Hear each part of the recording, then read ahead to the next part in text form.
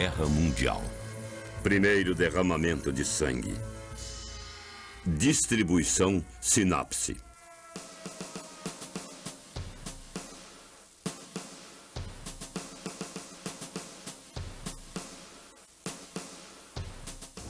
A primavera e o início do verão de 1940 foram de meses movimentados na história da Segunda Guerra Mundial, que até então tinha visto os atos agressivos dos nazistas, seguidos por períodos de espera da parte da Grã-Bretanha e dos aliados.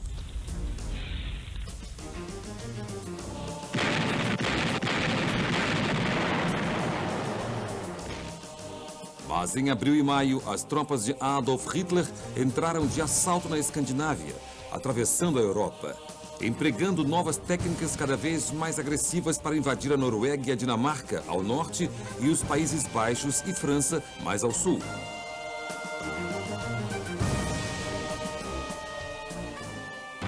Foi nesse ponto da guerra, 6 meses depois da invasão nazista à Polônia, que os soldados aliados finalmente foram enviados para a batalha. E enquanto a luta se tornava cada vez mais brutal, não havia indicação mais clara de que a guerra de mentira tinha chegado ao fim e que a Europa estava totalmente envolta em um conflito sangrento.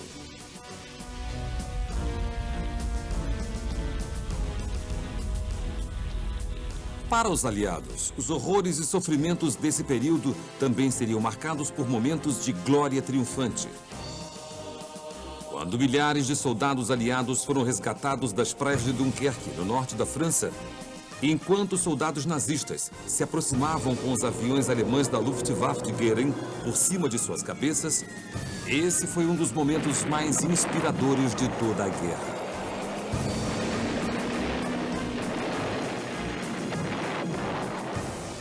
Enquanto os exércitos de Hitler cruzavam o continente, esse evento extraordinário deu ao povo das nações ocupadas um fio de esperança. E para os britânicos, não poderia haver melhor injeção de moral. No início de maio, Winston Churchill chegou à liderança, dando a Adolf Hitler e seu Terceiro Reich um inimigo à altura, que lutaria obstinadamente até o fim. Cada vestígio das pegadas de Hitler, cada mancha de seus dedos infectos e corrosivos serão limpos e removidos. E, se for preciso, serão explodidos da face da terra. Esse capítulo na contagem para a vitória vai explorar os eventos dramáticos que levaram à invasão nazista da França, enquanto a Europa era jogada em um redemoinho cada vez maior.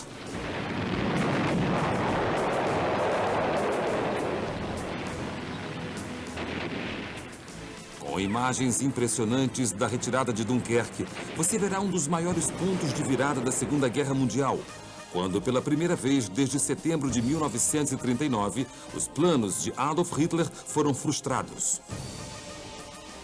A importância desse evento não pode ser subestimada, porque foi durante esse período que o espírito de Dunkerque foi forjado dentro do fogo do desespero. E esse espírito é que salvaria a Grã-Bretanha das garras geladas do Terceiro Reich e mudaria o curso da história. Os 2 anos antes de 1940 viram mudanças dramáticas no continente europeu, enquanto o líder da Alemanha nazista, Adolf Hitler, continuava a promover políticas agressivas. Em seu objetivo de expandir as fronteiras de seu país e criar um próspero Terceiro Reich, ele anexou a Áustria e invadiu os Sudetos na Tchecoslováquia em 1938. Apesar do primeiro-ministro britânico nesse momento, Neville Chamberlain, ter tentado promover a paz, colocando pressão sobre Praga para que abrisse concessões a Hitler, depois de conversar com o Führer na Alemanha, ficou bem claro que o líder nazista não era nada confiável. O Tratado de Munique foi assinado em 30 de setembro de 1938 entre Hitler, o premier francês Daladier, Chamberlain e Mussolini, com Hitler dando sua palavra de que seus planos de invasão parariam se ele pudesse manter as terras que ocupava no momento.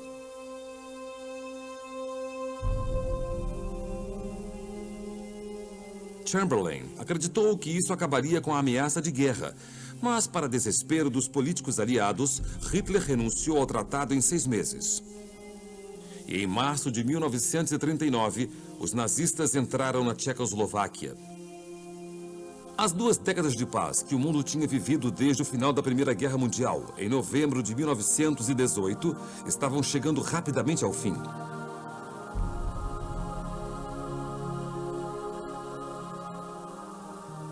Em 1º de setembro de 1939, a Alemanha invadiu a Polônia e ficou claro que a política de apaziguamento de Chamberlain havia falhado. A Grã-Bretanha e seus aliados não tiveram outra opção senão declarar guerra a Hitler 2 dias depois.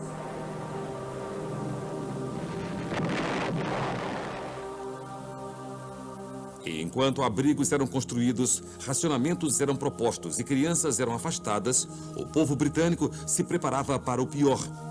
Mas apesar da preparação para o conflito, os primeiros 6 meses de guerra seriam relativamente tranquilos na frente interna. Mais adiante, no entanto, o equilíbrio do poder estava em perigo. O exército soviético, liderado por Joseph Stalin, concordou em um pacto com as forças nazistas, exigindo gananciosamente uma parte da Polônia, com terríveis consequências para o povo polonês, enquanto suas cidades e vilas eram atacadas, resultando em milhares de vítimas entre civis e também militares. Em novembro de 1939, os soviéticos atacaram de novo, dessa vez mirando a Finlândia. E apesar dos finlandeses lutarem bravamente e resistirem ao Exército Vermelho durante meses, em 1940 eles foram forçados a entregar terras e recursos preciosos a Stalin. Mas enquanto a Finlândia assinava um tratado de paz com a União Soviética, Chamberlain e o governo britânico ainda precisavam fazer algo para deter o avanço nazista, apesar de Winston Churchill, o primeiro-lorde do Almirantado, pedir ação imediata. Sua principal preocupação era a Noruega, e logo se provou que ele estava certo.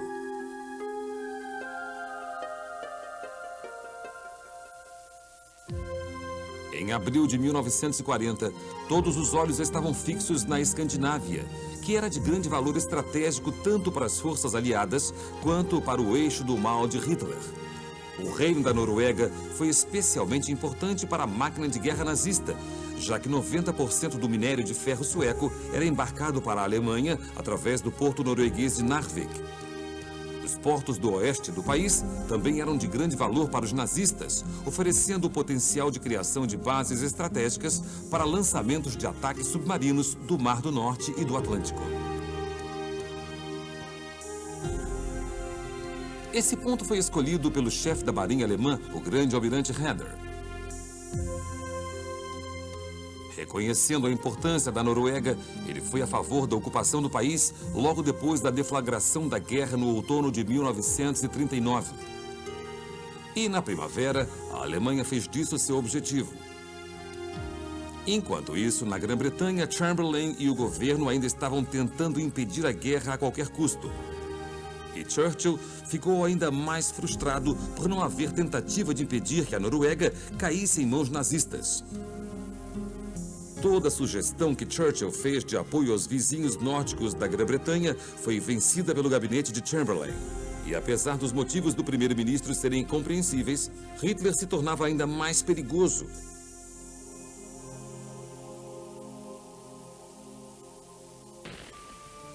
As cicatrizes deixadas pela Primeira Guerra Mundial ainda permaneciam na memória daqueles que governavam o Reino Unido. E a ideia de levar a nação a outra guerra sangrenta era um conceito impensável.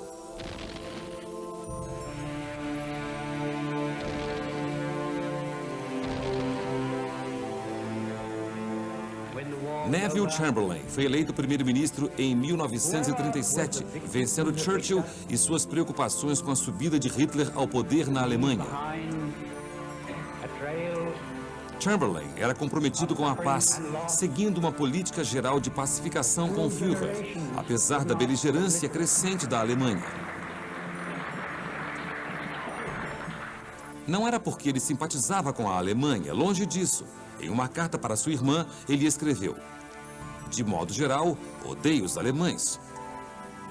Mas ele tinha a preocupação de que seu país simplesmente não estivesse pronto para a guerra. Sozinha, a Grã-Bretanha não tinha infraestrutura industrial nem força financeira para vencer uma guerra com a Alemanha.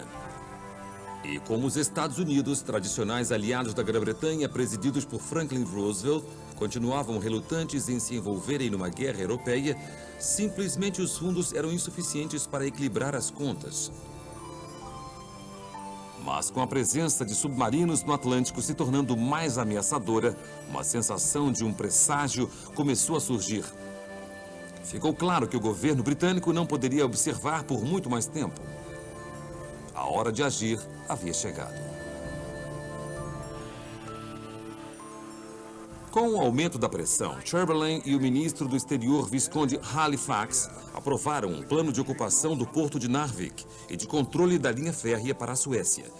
Mas a Noruega e a Suécia não podiam colaborar em um plano que pudesse levá-las à guerra com a Alemanha e com a União Soviética. Como alternativa, Churchill sugeriu a Operação Wilfred, um plano para minar as águas norueguesas e forçar a Alemanha a navegar em mar aberto onde a Marinha Real a aguardava.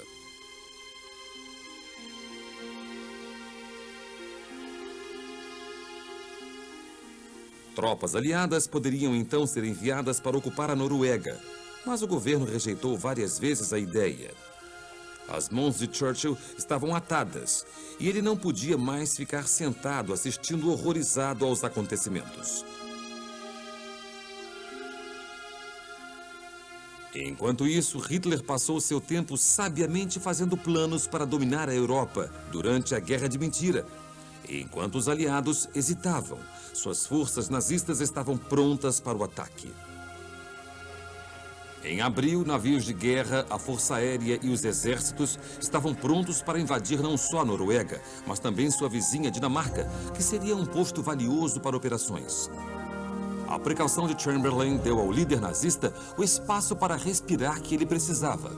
E quando a Operação Wilfred foi finalmente aprovada e os britânicos começaram a minar águas norueguesas em 8 de abril, já era tarde demais. Com um total desprezo ao pacto de não agressão assinado com a neutra Dinamarca apenas um ano antes, às 4h15 da manhã de 9 de abril de 1940, as forças alemãs invadiram. Em 3 horas, depois de ameaças de bombardeio a Copenhague, o governo dinamarquês se rendeu. A ocupação foi tão repentina que a maioria dos dinamarqueses não fazia ideia de que seu país tinha sido invadido. Nesse meio tempo, o general de Hitler, Falkenhorst, com o 21º Corpo do Exército, estava a caminho de invadir a Noruega. A primeira força de invasão alemã, transportada por vários grupos de navios, planejava atacar 6 portos noruegueses simultaneamente, incluindo Oslo, Narvik e Trondheim. Enquanto navios da guarda costeira norueguesa eram torpedeados, forças aéreas alemãs desciam de paraquedas nas principais cidades, executando o primeiro ataque de paraquedistas da história. Em 24 horas, a maioria das cidades e vilas estrategicamente importantes da Noruega estavam nas mãos dos nazistas. Antes tarde do que nunca, a Marinha Real Britânica chegou para reagir às forças navais alemãs 2 dias depois do início da invasão. Mas seus esforços foram inúteis. Era tarde demais.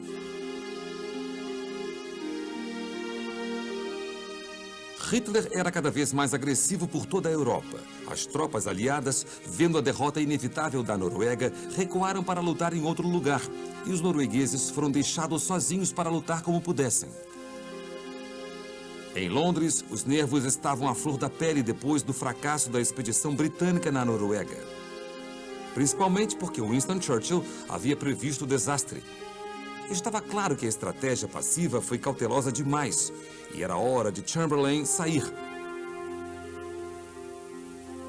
Em uma discussão na Câmara dos Comuns, um dos amigos mais próximos de Chamberlain recorreu à história e às palavras de Oliver Cromwell para expressar a visão do povo britânico. Vocês esperaram demais aqui e nada foi feito. Eu peço que saiam e nos deixem em paz. Em nome de Deus, vão.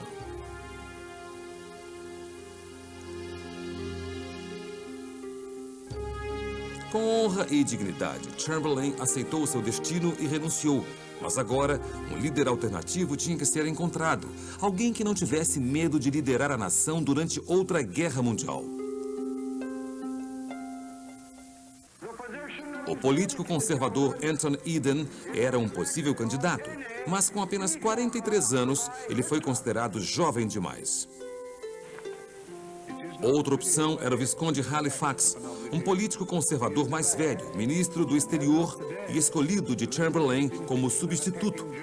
Mas a perspectiva de comandar uma coalizão em tempos de guerra não seduzia um Halifax já cansado do mundo. Por um processo de eliminação, o único candidato a primeiro-ministro possível era Winston Churchill, o primeiro lorde do almirantado, cuja reputação temível e análise correta do que Hitler faria levantou dramaticamente a moral britânica. Winston Churchill assumiu o cargo em 10 de maio de 1940 e formou rapidamente um novo governo de coalizão. Adolf Hitler sabia muito bem que Churchill seria um adversário mais forte que Chamberlain. A guerra de mentira deu vantagens a Hitler, sem dúvidas, e Churchill rapidamente trabalhou para atingir um equilíbrio. No entanto, ninguém, nem Churchill, poderia prever que o primeiro-ministro teria que agir tão rápido.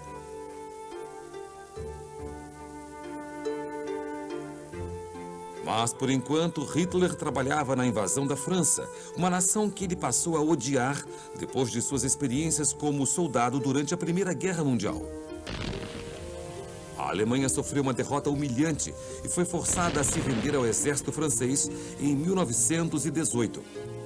Depois do Tratado de Versalhes, os alemães perderam territórios, recursos valiosos e, o pior, sua dignidade. Adolf Hitler, um mero soldado de 20 e poucos anos, levado por um desejo de remediar as injustiças feitas à sua terra adotiva, estava determinado a ver a França se curvar ao poder do Terceiro Reich.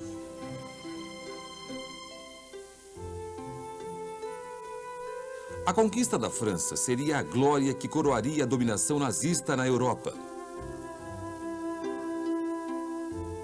As mentes militares mais brilhantes da Alemanha agora se reuniam para pensar um grande plano de ataque para a ocupação dos Países Baixos e do norte da França. O marechal de campo Erich von Manstein pensou uma elaborada operação nomeada Fall-Gelb, e que mais tarde seria chamada por Winston Churchill de técnica de corte de foice. Usando 3 grupos, A, B e C, os nazistas entrariam nos Países Baixos e na França, usando grande engenhosidade militar para partir a linha aliada em 2, encurralando as tropas inimigas nas praias francesas em Dunkerque. O grupo B seria liderado pelo marechal de campo Feder von Bock, e suas ordens eram de fingir um ataque na Bélgica e na Holanda neutras para levar o maior número possível de tropas aliadas para o norte.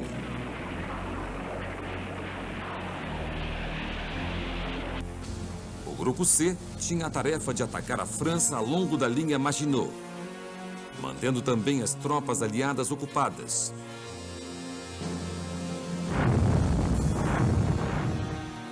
Enquanto isso, o grupo A faria o ataque principal, liderado pelo marechal de campo Gerd von Rundstedt, abrindo caminho para o avanço através da floresta de Ardennes, cruzando o rio Meuse e depois usando a Blitzkrieg para avançar pela França em direção ao Canal da Mancha, encurralando forças aliadas na Bélgica e nos campos de Flandres, onde tantos morreram durante a Primeira Guerra Mundial.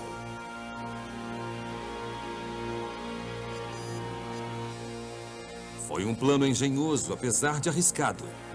Mas Hitler tinha tanta confiança em seu sucesso que na noite anterior ao ataque ele disse à sua equipe: "Senhores, vocês estão prestes a testemunhar a vitória mais famosa da história." O ataque foi planejado para o mesmo dia em que Winston Churchill se tornou primeiro-ministro, 10 de maio, e os nazistas começaram seu avanço em direção à França. Logo depois das 4 da manhã, quando os primeiros ataques aconteceram, os países neutros da Holanda e da Bélgica precisavam desesperadamente de ajuda dos aliados. A guerra de mentira estava realmente no fim. Os holandeses esperavam que, se uma invasão ocorresse, os nazistas deixariam intactas as principais cidades, que eram protegidas por áreas alagadas e fortalezas, e iriam para as partes mais ao sul do país e para a Bélgica. No entanto, Hermann Göring, o comandante da Força Aérea Alemã, a Luftwaffe, estava determinado a capturar aeroportos do oeste da Holanda, temendo que os britânicos pudessem assumir seu controle, criando uma base de onde a RAF poderia atacar sua nação. Consequentemente, Göring exigiu a completa conquista da Holanda.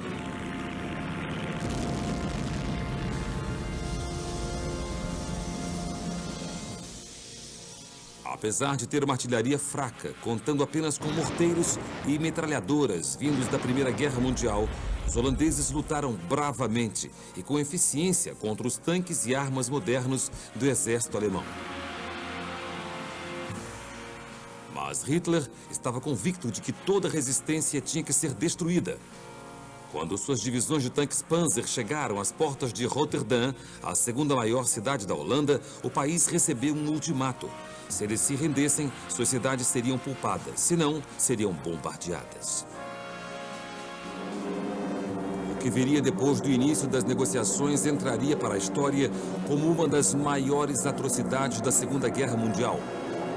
Nuvens de bombardeiros de Göring escureceram os céus por cima de Rotterdam. A investida de bombas destruiu o coração da cidade, deixando 80 mil pessoas sem lar e uma paisagem plana e desolada em seu rastro.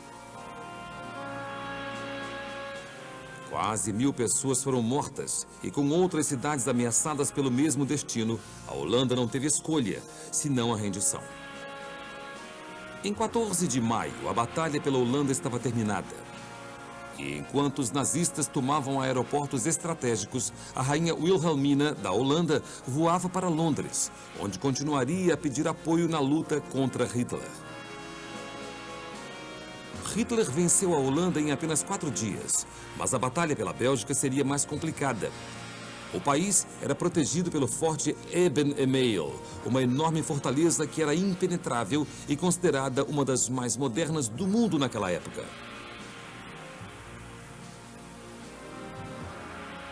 Os alemães novamente recorreram a estratégias pouco convencionais para invadir o país, usando planadores para descarregar equipes de ataque.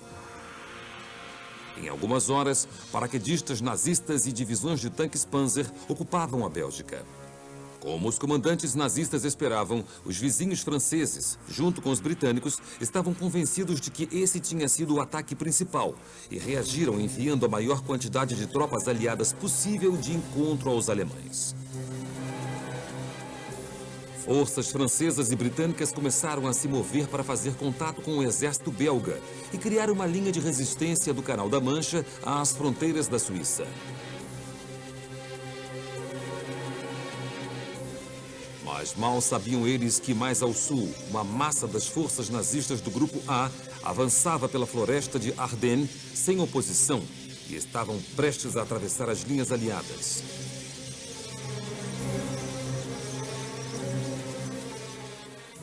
Em Londres, Winston Churchill e o governo assistiam aos eventos com preocupação cada vez maior.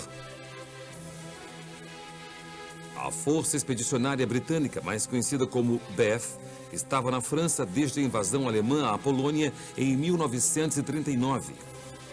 E depois de esperar pacientemente por toda a guerra de mentira no inverno congelante, enquanto construíam trincheiras, esses soldados agora eram chamados para fornecer o reforço vital para as tropas belgas e francesas.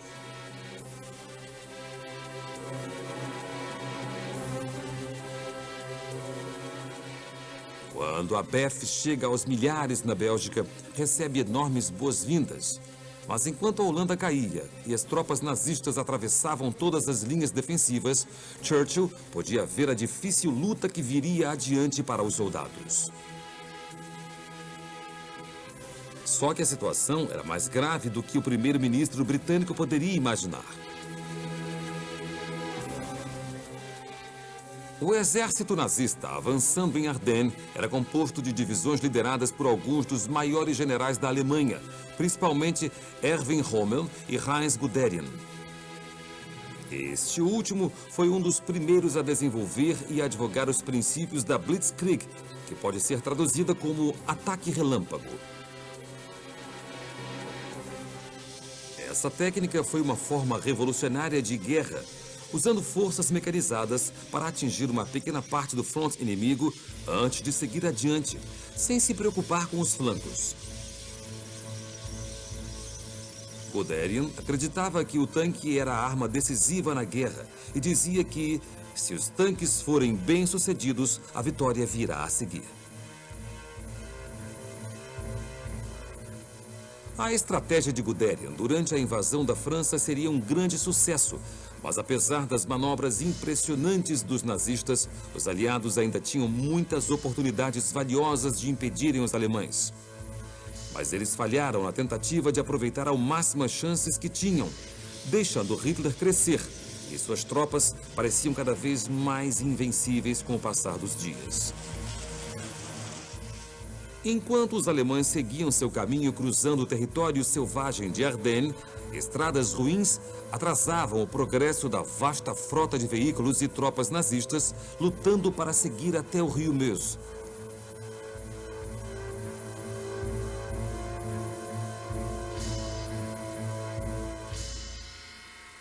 O Meuse era uma das maiores linhas defensivas que protegia a França de invasões, formando uma barreira natural entre a França, a Bélgica e a Holanda, fluindo por mais de 800 quilômetros.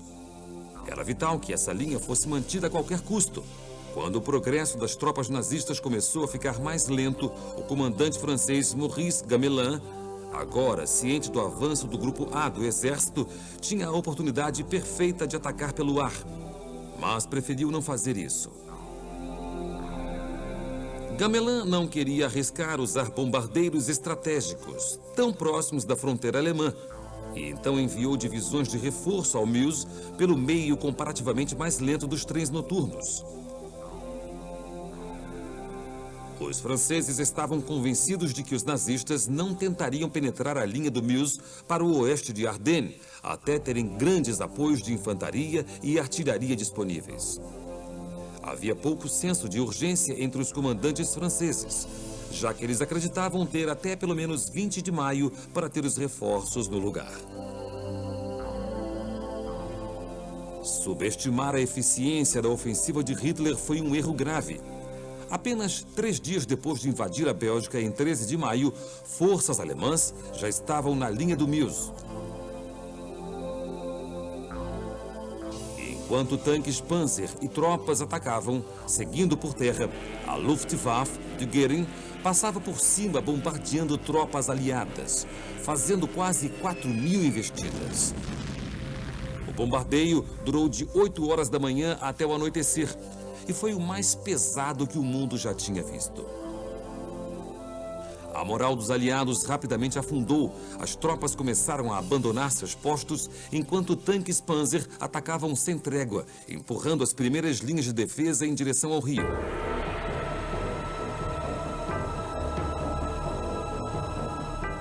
Logo, os nazistas haviam feito considerável progresso, entrando uns 8 quilômetros nas defesas da França.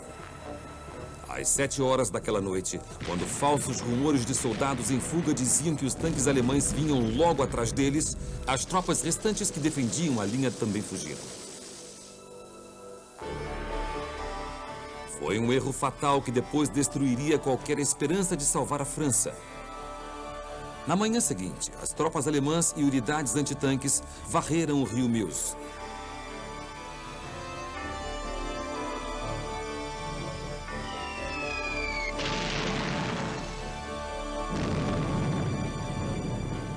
Apesar das forças aliadas tentarem desesperadamente destruir as pontes com ataques aéreos para evitar o avanço nazista, os aviões de caça alemães lutavam ferozmente e, com armamento antiaéreo, atiraram em aproximadamente 90 bombardeiros aliados em apenas um dia. A Luftwaffe descreveu o evento como o Dia dos Aviões de Caça. E com as pontes ainda intactas, as divisões de Panzers, por ordem de Guderian, agora seguiam livres para as áreas de pouso até toda resistência real ser neutralizada. Foi nesse ponto que as táticas da Blitzkrieg da máquina militar nazista altamente treinada provaram ser mais eficazes. Apesar de instruções para consolidar uma pequena cabeça de ponte, Guderian e Rommel desconsideraram ordens e começaram a atacar em todas as direções, pegando tropas francesas em todo o país de surpresa.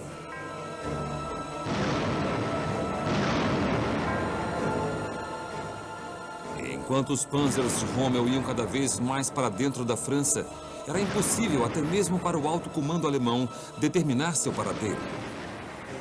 E eles ficaram conhecidos como a Divisão Fantasma. Era a Blitzkrieg em seu máximo de irresponsabilidade, enfurecendo muitos comandantes nazistas. Mas o progresso rápido era inegável. Em 17 de maio, Rommel tinha 10 mil prisioneiros aliados e tinha perdido apenas 36 homens seus. Em Paris, o pânico começou a chegar quando o governo percebeu que as defesas aliadas estavam todas rapidamente virando pó. Arquivos eram queimados e o primeiro-ministro francês Paul Reynaud telefonou para Churchill em 15 de maio declarando: "Fomos vencidos, estamos derrotados, perdemos a batalha." Churchill correu para Paris no dia seguinte e, quando perguntou a Reynaud onde estava a reserva estratégica que salvou Paris na Primeira Guerra Mundial, o premier francês derrotado confessou: "Ela não existe." Parecia que a França estava arruinada. Enquanto o governo da França era jogado na confusão, um futuro líder francês começava a fazer nome. O general Charles de Gaulle rapidamente reuniu forças para um contra-ataque. E esse foi um dos poucos sucessos da nação sitiada, mas não foi suficiente para deter o avanço alemão.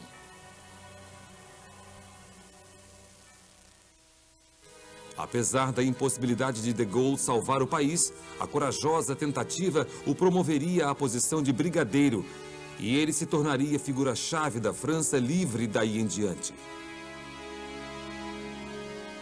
Mesmo quando o Terceiro Reich tinha boa parte da nação em seu poder, o general de Gaulle, ocupando a base de Londres depois de fugir da França, continuou a inspirar a resistência francesa a lutar pela liberdade.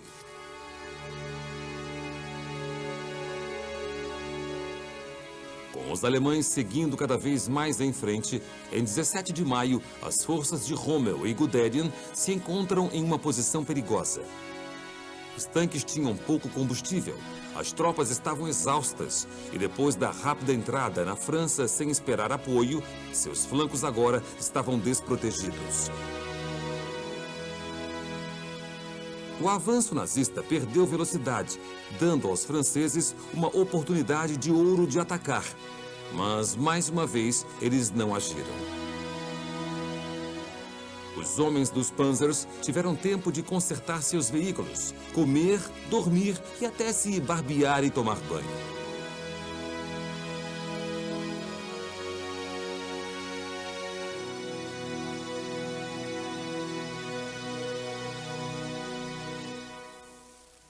A culpa da perda de tantas oportunidades estava no governo francês e em seus comandantes militares. Desde o Tratado de Versalhes, em 1919, depois do fim da Primeira Guerra Mundial, o governo francês esperava que o período de provocação de guerras da Alemanha terminasse. Quando a Depressão de 1929 chegou com força, a França adiou seu rearmamento, enquanto a Alemanha zombava do Tratado de Versalhes e começava secretamente a unir seus exércitos e investir em novos armamentos. Agora, enquanto os nazistas invadiam a França com suas forças altamente equipadas, os franceses careciam de tudo, desde tanques modernos a armas leves e até mesmo roupas. Mal preparados e mal liderados, muitos homens agora estavam convencidos de que a derrota era iminente. Enquanto isso, depois de recuperados, os Panzers começaram a seguir pela costa e o avanço ficou ainda mais intenso que nunca. Usando ataques integrados por terra e pelo ar, a força de ataque nazista era apavorante. Eles destruíam tudo em seu caminho e milhares de pessoas começavam a fugir do país para não viver sob a ocupação alemã. Mas para os aliados, o pior ainda estava por vir. No norte, eles agora eram cercados sem nenhuma rota de fuga possível. A situação era desastrosa. Ao invés de uma linha franco-anglo-belga contendo o ataque nazista, havia agora uma linha alemã se estendendo da Alemanha até o mar, cortando literalmente as forças aliadas em duas.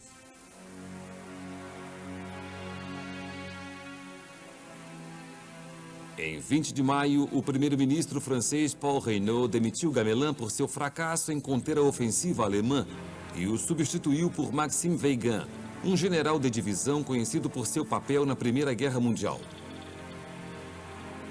Mas nem mesmo Weygand pôde reunir as forças necessárias para deter o avanço. Vendo que a situação estava mais desesperadora, Lord Gort, o comandante da BAF, ordenou um recuo em direção ao Canal da Mancha em 23 de maio, esperando que as tropas pudessem se retirar.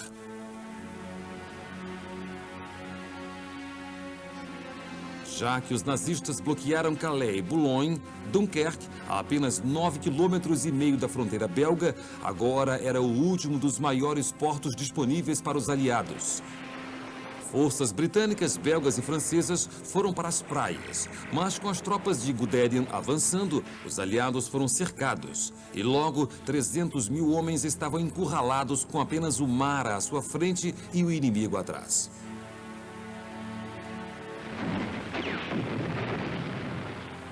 Um desastre em escalas épicas agora se formava. Enquanto Churchill e a Marinha Britânica encaravam a realidade crua de que simplesmente não tinham navios suficientes para resgatar o número de soldados detidos nas praias de Dunkerque. O máximo que poderiam salvar seriam 45 mil homens, deixando 255 mil homens de grupos aliados à mercê dos alemães.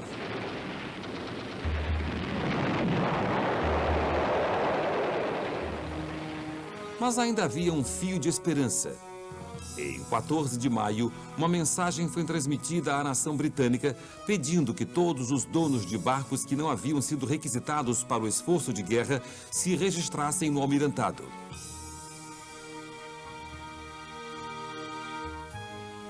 O chamado de socorro chegou aos donos de iates, lanchas e até de barcos de pesca, e a resposta foi fenomenal.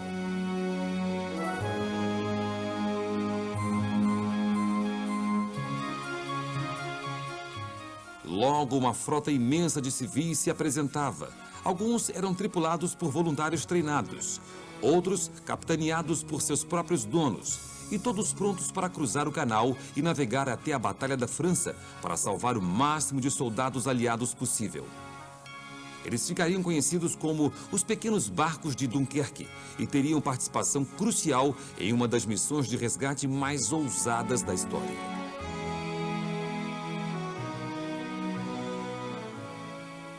Agora, o vice-almirante Bertrand Ramsay, que estava encarregado da defesa da área de operações britânicas de Dover e da proteção do tráfego militar para cruzar o canal, deveria finalizar os planos chamados de Operação Dínamo. Esse era um enorme desafio e as equipes trabalharam sem parar em túneis subterrâneos abaixo do castelo de Dover para finalizar cada detalhe. Em 26 de maio de 1940, a operação estava pronta para ser iniciada e a vasta frota atravessou o Canal da Mancha em direção à França.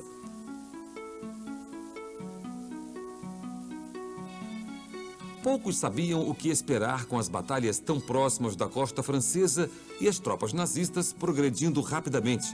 Mas quando finalmente chegaram próximos a Dunkerque, as equipes dos barcos perceberam que, para sua surpresa, as forças de Guderian não eram vistas.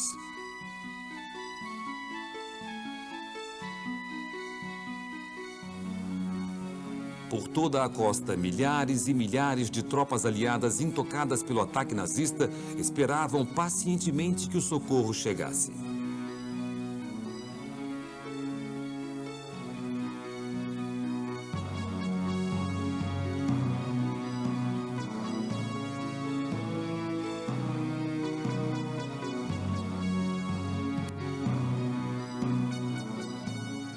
Considerando o incrível sucesso da Blitzkrieg alemã varrendo a França, parecia inacreditável que os tanques Panzers e das divisões não tivessem alcançado essa parte da costa. Mas 2 dias antes, aconteceu um momento crucial para a França na batalha. Extraordinariamente, o próprio Adolf Hitler interveio no destino de milhares de soldados aliados e seus atos resultaram na fuga de vários deles.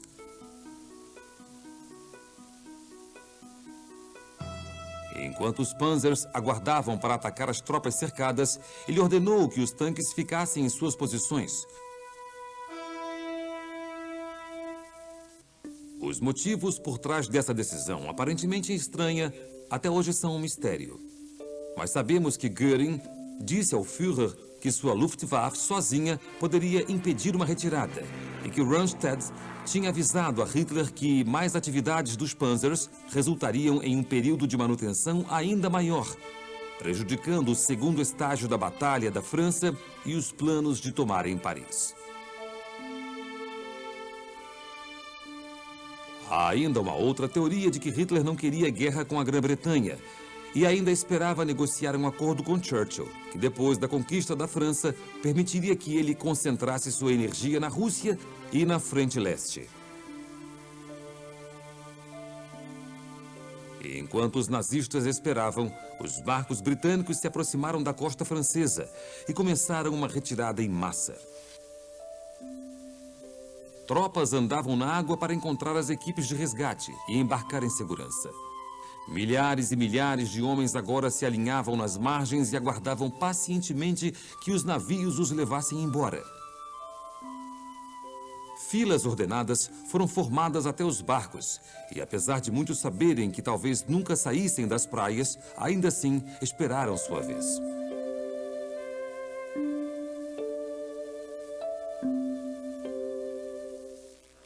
Os pequenos barcos tiveram papel vital, já que um dos principais problemas que Ramsay teve que superar foram as águas rasas em torno de Dunkerque, que faziam com que muitas embarcações maiores não pudessem ser usadas para levar os homens das praias até os navios que aguardavam longe. Cada vez mais homens subiam a bordo dos navios e os comandantes nazistas logo souberam do que estava acontecendo. Quando Hitler percebeu seu terrível erro, ao suspender o ataque, ele ordenou um ataque por ar e por terra em 27 de maio para varrer as tropas e afundar os navios de resgate que vieram salvá-las.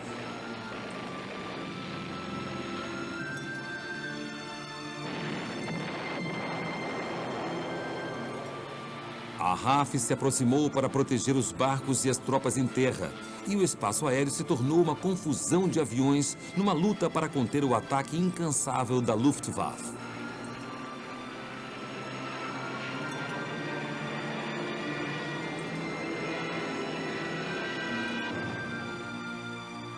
Caíam bombas inimigas dos céus, e o papel dos pilotos de caça britânicos seria crucial para o sucesso da missão.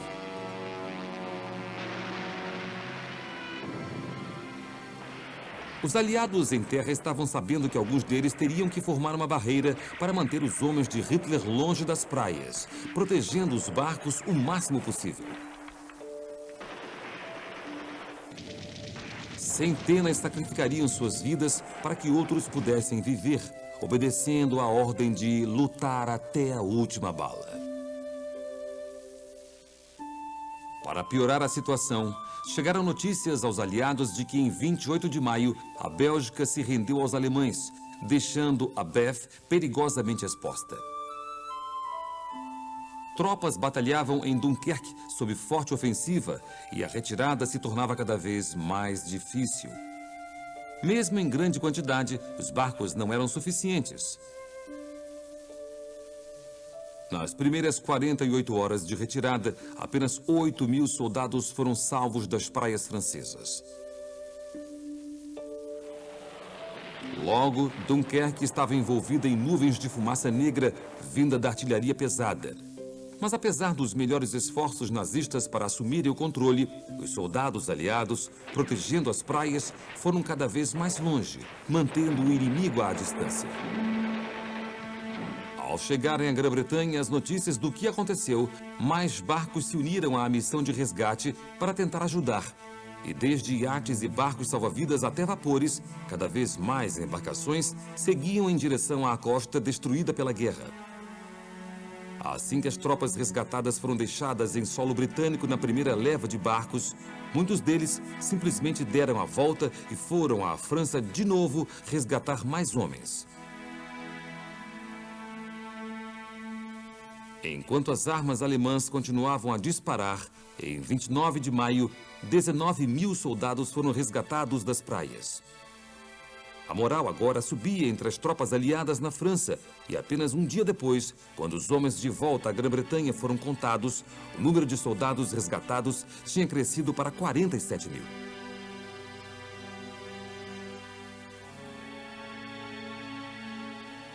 O ânimo dos britânicos e dos franceses melhorou e o clima também começou a ajudar na retirada. No quarto dia da Operação Dínamo, uma neblina espessa chegou e cobriu o canal. Agora era impossível que a Luftwaffe continuasse o ataque e seus aviões ficaram parados, enquanto os aliados seguiam para os barcos à espera deles. Com a retirada chegando ao final em 4 de junho e o último barco deixando as margens da França, mais de 330.000 homens foram salvos. Apesar das dificuldades contra eles, apenas 200 homens aliados foram perdidos nas praias em toda a operação. Foi um feito incrível para os aliados e até mesmo os comandantes nazistas ficaram impressionados. Erwin Rommel admirou a resistência das forças aliadas, apesar do fato delas não estarem equipadas e terem pouca munição na maior parte da batalha. No entanto, para a Alemanha nazista, o fracasso na tomada de Dunkerque e na destruição da força expedicionária britânica foi um dos maiores erros que eles poderiam cometer no teatro da guerra. Eles podem ter vencido a batalha em Dunkerque, mas esses erros custariam muito caro meses e anos depois. Do outro lado do canal, tropas aliadas chegavam à costa sul da Inglaterra e a próxima fase da operação era colocada em prática com soldados realocados o mais rápido possível. Estações de trem rapidamente se encheram de soldados esperando chegar em casa e ver seus entes queridos antes de serem enviados a novas missões. Centenas de voluntários trabalharam sem parar para assegurar que os soldados estavam confortáveis. Eles foram bem recebidos em casa ao voltarem como heróis, e a nação mostrou sua gratidão aos homens que sobreviveram para lutar mais outro dia. Enquanto a Grã-Bretanha festejava o retorno de seus soldados cansados da batalha, Churchill chamou o resultado da retirada de Dunkerque de "o milagre da libertação". Mas também deu um aviso ao povo. Devemos ter muito cuidado para não dar a esta libertação os atributos de vitória. Guerras não são vencidas em retiradas. Valiosas armas e artilharia foram perdidas nas praias e estradas da França, o que resultaria em uma dependência ainda maior dos Estados Unidos durante o curso da guerra. Também muitos dos soldados aliados que foram deixados para trás agora eram prisioneiros de guerra. Na França, o clima era compreensivelmente triste. Depois da retirada de Dunkerque, o general Weygand estava numa posição difícil. A França tinha perdido seus grupos mais fortes e mais modernos no norte. Também suas formações mais bem armadas e artilharia pesada. Seu efetivo foi diminuído e, com uma frente para defender do Canal da Mancha até o Sedan, sem nenhum apoio dos aliados, muitos líderes franceses perderam o ânimo abertamente. Para eles, Dunkerque tinha sido abandonada. Adolf Hitler agora podia começar a segunda fase da batalha pela França, Fallrott, que significa caixa vermelha em alemão. Apenas um dia depois do último barco deixar Dunkerque, em 5 de junho de 1940, a ofensiva alemã foi renovada e as forças nazistas começaram a marchar em direção a Paris.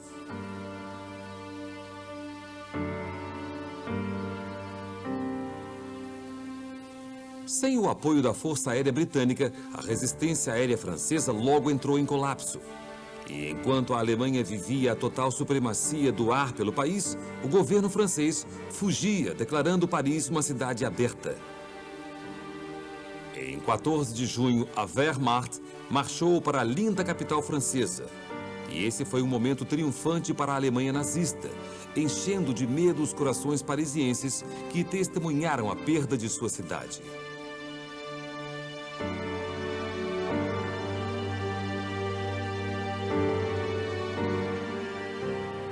Essa era a joia da coroa europeia para Adolf Hitler e um dos momentos definitivos que ele esperava.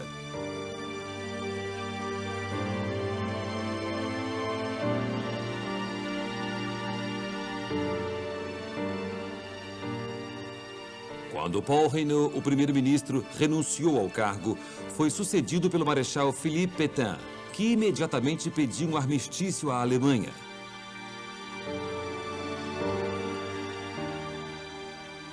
Ainda furioso com a maneira como a Alemanha havia sido tratada depois da Primeira Guerra Mundial, Hitler retirou de um museu francês o vagão de trem onde o armistício de 1918 foi originalmente assinado e colocou exatamente no mesmo lugar na floresta de Compiègne, onde o marechal Foch havia aceitado a rendição alemã.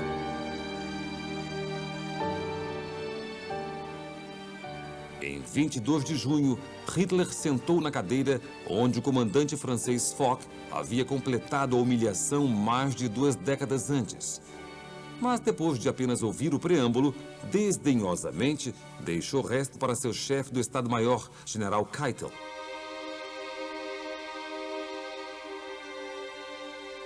A França foi dividida em uma zona ocupada a norte e oeste e um estado independente ao sul, em Vichy. O governo de Vichy, liderado por Pétain, aceitou a França como nação vencida e tentou ganhar privilégios dos alemães através da passividade.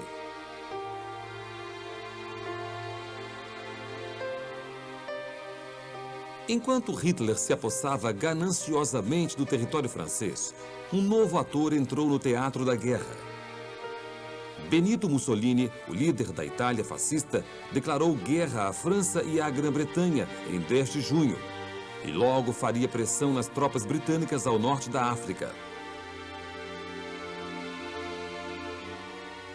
Com países ao leste e ao sul tomados pelo inimigo nazista e o Exército Vermelho de Stalin e Mussolini aliados a Hitler, a Grã-Bretanha agora estava em uma situação grave. A ilha se encontrava sozinha. No entanto, Dunkerque havia dado esperança ao povo britânico. E depois do milagre da libertação de Winston Churchill, todo homem, mulher e criança acreditava que tudo era possível. Na verdade, ficou evidente que a Grã-Bretanha seria o próximo alvo da Alemanha. Mas ela até começou a acreditar que Adolf Hitler e seu eixo do mal poderiam ser vencidos se todos se unissem. Winston Churchill instantaneamente imprimia sua marca como grande líder. E conscientes disso ou não, os nazistas triunfantes teriam agora uma verdadeira briga adiante, quando Churchill declarou: "A Batalha da França acabou. A Batalha da Grã-Bretanha está prestes a começar."